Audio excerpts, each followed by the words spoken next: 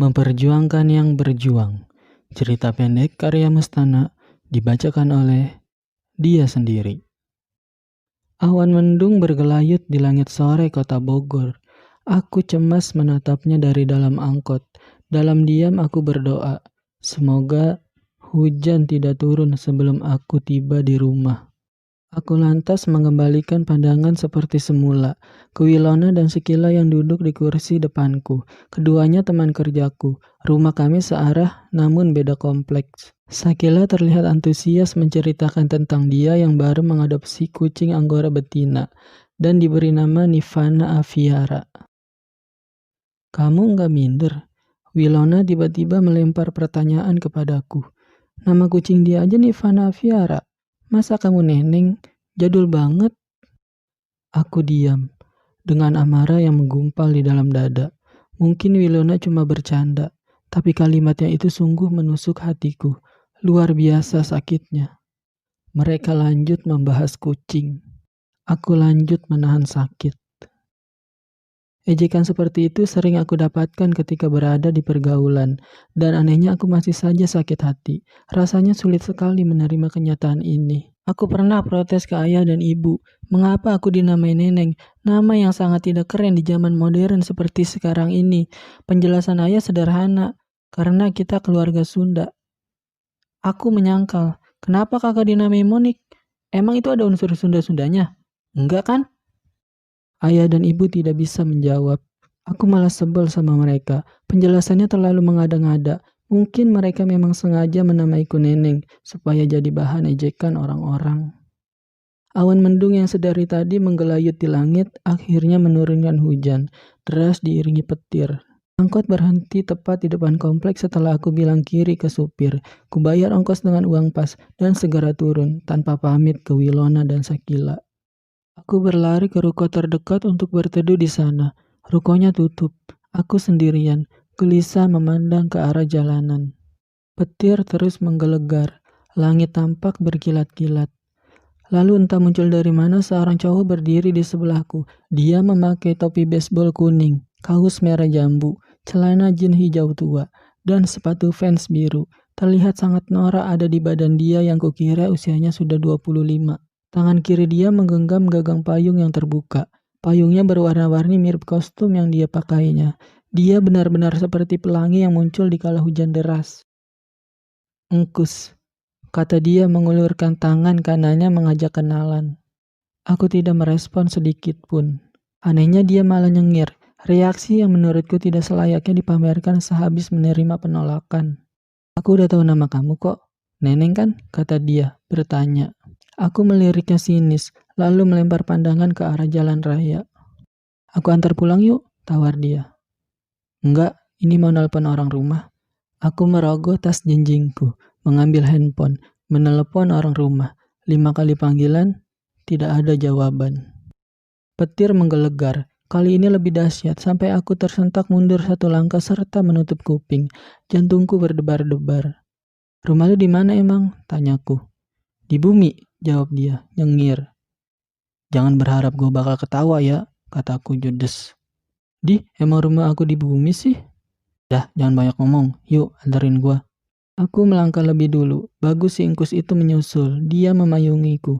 Kami jalan bersebelahan tapi aku tidak mau badanku bersentuhan dengan badan dia. Jangan deket-deket, seruku. Tidak tahu apa niatnya. Dia lekas keluar dari lindungan payung, membiarkan tubuhnya diguyur hujan. Aku tidak peduli, terus saja berjalan sambil dipayungi dia. Tiba di rumah, di teras depan, Engkus menadahkan tangannya padaku. Sambil terheran aku bilang, lu ojek payung? Dia ketawa, bukan, cuma bercanda, serius banget sih. Malamnya, Instagram aku di-follow sama Engkus. Tidak aku terima meski dia rajin banget nge-like setiap aku upload foto. Terus begitu hingga berminggu-minggu. Sampai pada suatu hari, saat aku gabut segabut-gabutnya, aku mengunjungi profil Instagram Engkus. Koleksi foto dia cukup bervariatif. Di kafe, di atas gunung, di tepi pantai, dan ada yang di dalam toilet telanjang baju jongkok di atas WC duduk. Ini foto paling buruk. Sialnya, foto ini ke-like. Aku stres bukan main. Hariku bagai sudah berakhir. Rasanya aku tidak mau lagi melihat matahari esok. Menghindari rasa malu, terpaksa aku fallback. Tentu itu menjadi sinyal baik buat dia, karena beberapa hari kemudian dia mulai berani nulis komen di fotoku. Dia mulai berani membalas storyku. Begitu terus hingga berminggu-minggu. Berangkat dari rasa tidak tega, aku mulai merespon dia. Yang awalnya hanya di kolom komentar, beralih ke chat WhatsApp. Yang awalnya membalas singkat-singkat seperti terpaksa, sampai akhirnya aku bercerita ke dia. Aku bercerita kalau aku suka warna putih. Aku bercerita kalau aku suka banget boneka panda. Aku bercerita kalau aku sedang tidak punya pacar. Aku bercerita kalau aku pernah diselingkuhi. Aku juga bercerita tentang kesedihanku atas orang-orang yang sering meledek namaku. Dan ternyata dia merasakan hal yang sama. Dia sering sebel sama orang tuanya. Dia sering dibully sama teman-temannya. Dia sering minder ketika mau kenalan sama cewek karena namanya selalu dipandang butut. Dari sana aku seperti menemukan titik-titik keserasian. Hubungan kami pun semakin membaik di setiap harinya. Bermodalkan itu, aku menjawab, datang aja ke rumah setelah dia bilang, nanti malam jalan yuk.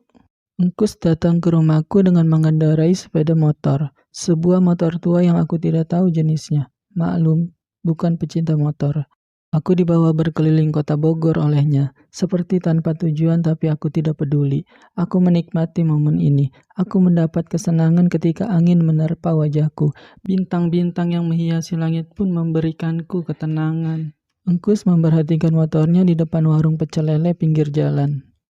Mau makan? Tanyaku. Enggak, jawab Engkus. Terus mau apa berhenti di sini?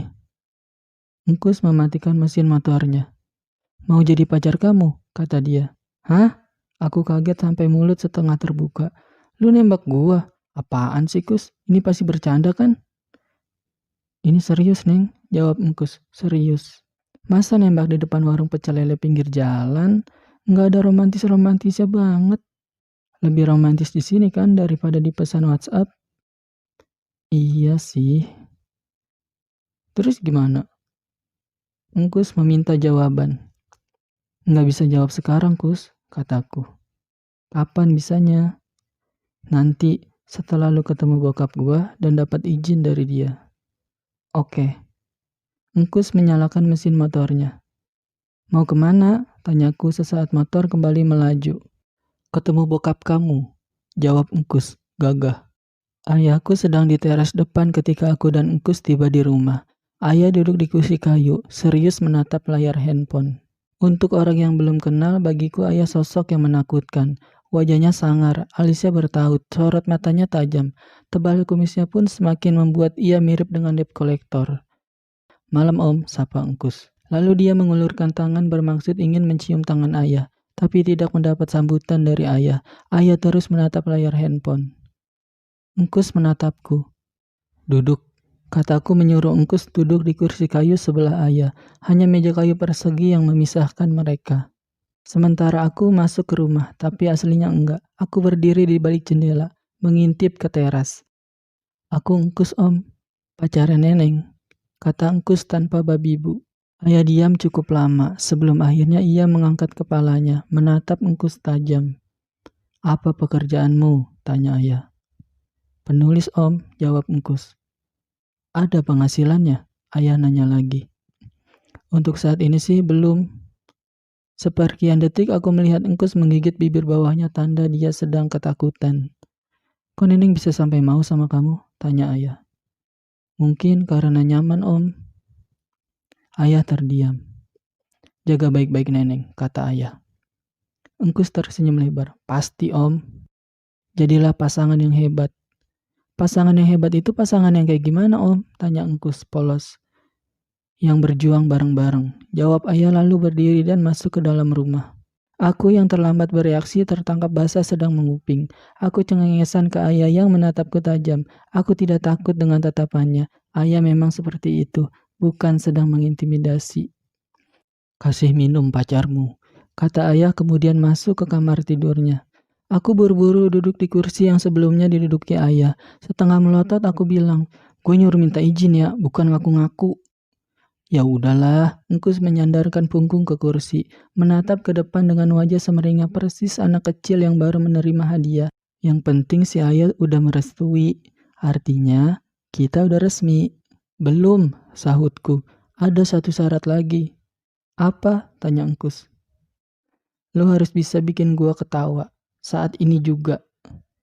Itu sih gampang, balas Engkus. Pupil matanya melirik ke atas lalu berkata, lampu-lampu apa yang bisa nyala? Aku paham, dia mengajak main tebak-tebakan.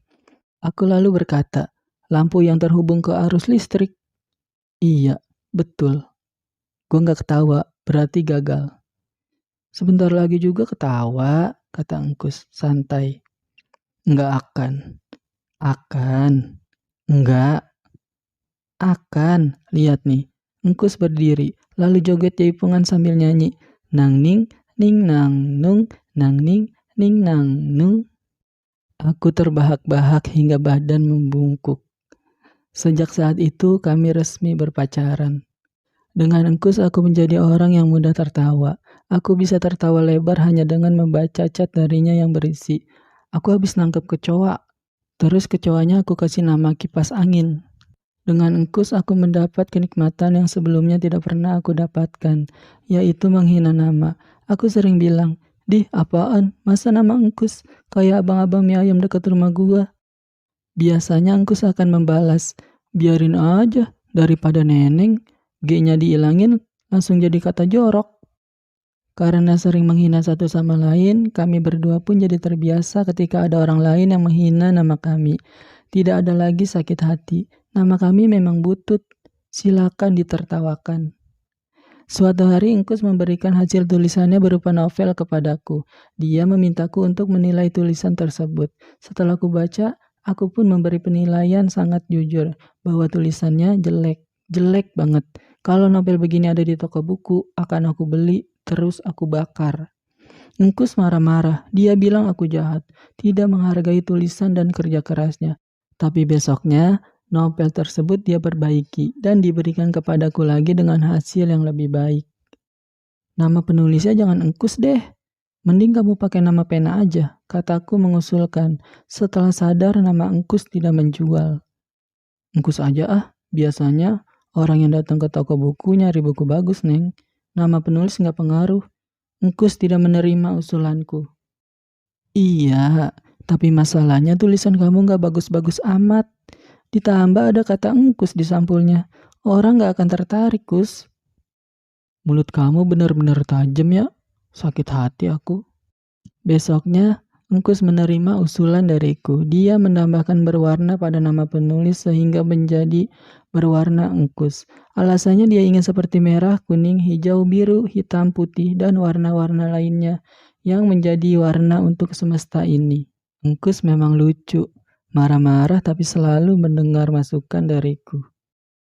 Setahun berlalu tanpa terasa. Malam ini, malam minggu, Engkus mau ngapel ke rumahku untuk merayakan 1 tahunan. Sebelum berangkat, dia bertanya mau dibawakan apa. Karena lagi pingin martabak, aku pun meminta dia membawakan makanan tersebut. Jarak dari rumah Engkus ke rumahku memakan waktu setengah jam. Tapi 2 jam berlalu, Engkus belum juga sampai. Aku meneleponnya. Nomor dia tidak aktif. 1 jam berikutnya aku menerima telepon dari ibunya Engkus. Beliau memberi kabar. Engkus kecelakaan dan sekarang sedang dirawat di rumah sakit Husada. Sekujur tubuhku langsung lemas. Aku berharap ibunya berkata, ini cuma prank. Tapi nyatanya tidak. Ibunya Engkus justru menangis. Membuatku ikut menangis. Aku bergegas berangkat ke rumah sakit bersama ayah. Datang ke meja resepsionis. Bertanya apakah ada korban kecelakaan. Ada. Di ruang operasi setelah sebelumnya di IGD. Setengah berlari aku menuju ruang operasi. Ayah merangkulku, menahan agar jangan terburu-buru, menenangkan agar berhenti menangis. Di depan ruang operasi kudapati kedua orang tua Engkus dan beberapa anggota keluarga yang lain. Semua terlihat cemas. Gimana, Bu? Tanyaku ke ibunya Engkus yang duduk di kursi tunggu dengan pipi berlinang air mata. Belum sempat menjawab, pintu operasi terbuka. Terlihat 5 orang suster mendorong kasur yang di atasnya terdapat Engkus. Engkus yang terbaring dan tidak sadarkan diri. Kasur itu melintas di depanku. Aku bisa melihat dengan jelas kaki sebelah kanan Engkus terlilit perban. Kaki yang tidak lengkap karena dari lutut ke bawah tidak ada. Tiba-tiba pandanganku gelap. Begitu sadar aku sudah di atas kasur kamarku.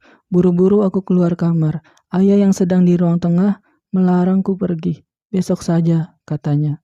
Aku melirik jam dinding, pukul 3 pagi. Aku kembali ke kamar. Siangnya aku baru ke rumah sakit. Engku sudah di ruang rawat. Dia terlihat murung di atas kasur. Pandangannya kosong seolah tak ada semangat hidup.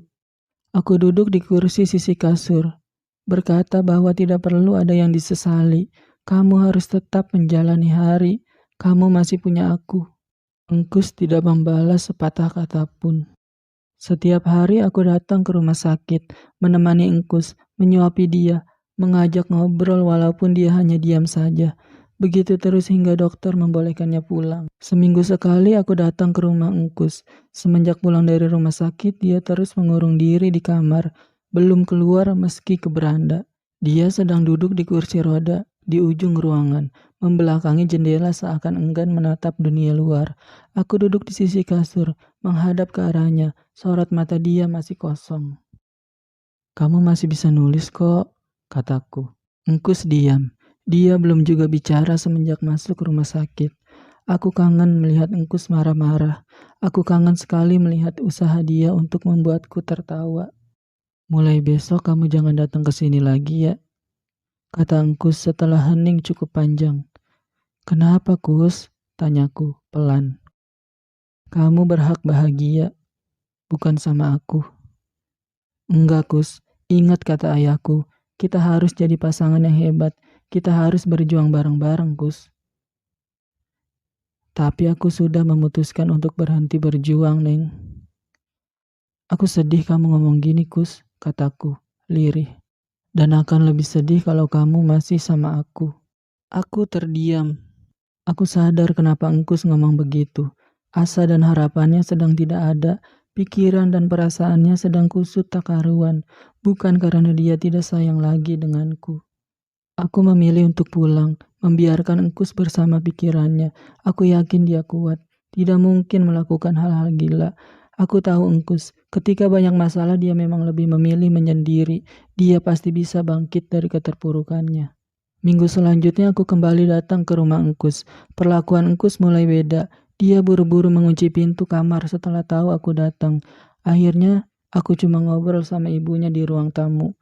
Ibunya Engkus menceritakan kronologis kecelakaan yang mengakibatkan kaki kanan Engkus harus diamputasi.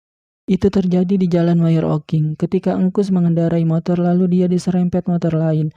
Engkus jatuh dengan kaki kanan terjepit motor. Belum sempat bangun dari belakang sebuah bus antar kota menghantam motornya hingga terpental beberapa meter ke depan. Kaki kanan Engkus terlindas bus tersebut hingga remuk. Ibunya Engkus menangis menceritakan itu. Aku menangis mendengarkannya. Minggu selanjutnya aku masih datang ke rumah Engkus, tapi Engkus benar-benar tidak mau menerimaku. Pintu kamarnya selalu terkunci begitu aku datang. Aku tidak menyerah. Aku masih terus datang di setiap minggu, di setiap libur kerja. Tapi perlakuan Engkus masih sama, sampai akhirnya aku berada di titik lelah dan memutuskan berhenti.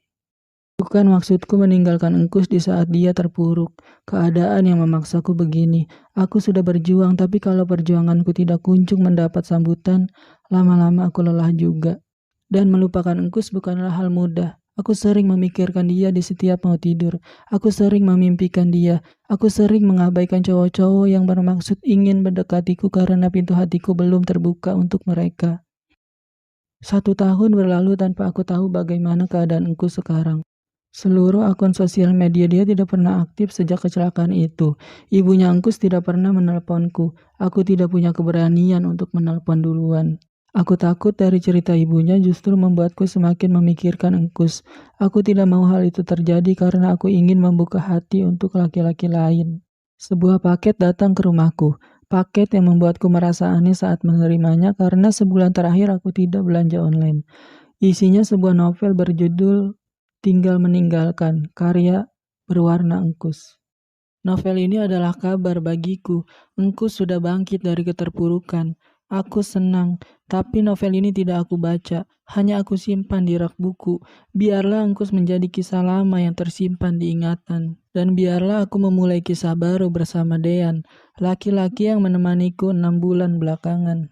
Dean memang tidak memiliki kesedihan yang sama denganku. Dia tidak pernah sebel sama orang tuanya, tidak pernah diledeki teman-temannya, tidak pernah minder saat kenalan sama cewek karena namanya jelek. Dean tidak memiliki itu. Tapi Dean bisa membasuh kesedihan-kesedihanku selepas Engkus tak lagi di sampingku. Dean bisa menghapus sedikit demi sedikit perasaanku kepada Engkus. Dean mau berjuang denganku, dan aku mau menyambutnya.